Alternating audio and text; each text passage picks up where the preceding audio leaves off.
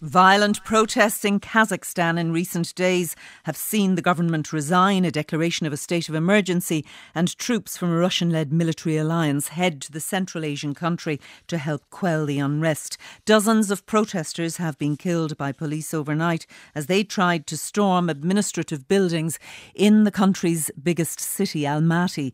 Professor Danico Bachon is Professor of Politics in DCU. He lived in Kazakhstan for 5 years. Danica, good morning. It's a big question, but what is going on in Kazakhstan and why? What's going on?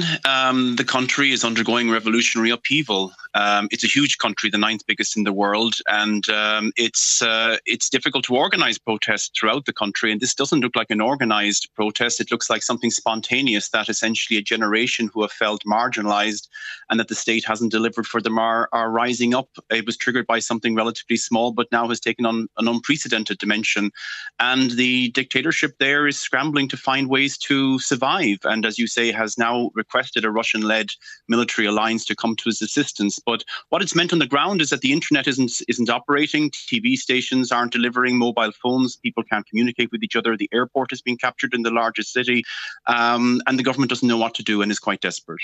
And the why of all of this? Why now?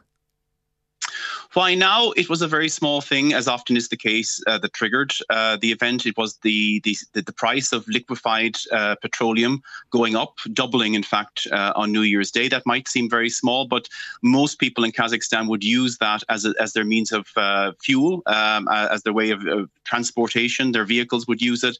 And in a country where corruption is rife and the elite around Nursultan Nazarbayev are fabulously rich, they have billions in their pockets derived from Kazakhstan being an oil-rich country, people just simply said, look, why are we with very modest salaries being asked to pay so much when there's a tiny elite who are benefiting so much? And as I said, the social contract, which had been there for a generation, has broken down effectively overnight. You have lived there, you know the country, and you wondered in your most recent tweets how long this neo-Soviet regime could survive. Do you think what is unfolding might provide you with your answer? It's very hard to say because the Russian dimension has transformed what is a national conflict. I mean, despite what the regime is saying, that this is like a terrorist assault on the state, it's foreign organised. This is a traditional fallback narrative when the state comes under strain. This is, in fact, a very domestic problem. But by introducing the Russian dimension to it, has now transformed it into a geopolitical crisis. It has now pushed aside, efforts at negotiation or reconciliation. So it's very much an open case of what might happen. Change in Kazakhstan, if it does happen, won't happen overnight, but the coming days are going to be extremely decisive. All eyes are on the transitional president, Tokayev. He's going to address the nation shortly, and it's likely that he'll dismiss parliament and announce new elections, but that's going to be a meaningless gesture because elections have always been fraudulent. And as I said, the next few days are going to be really decisive. And just briefly, are there any similarities here between what we're seeing in Kazakhstan and what we've seen in Belarus?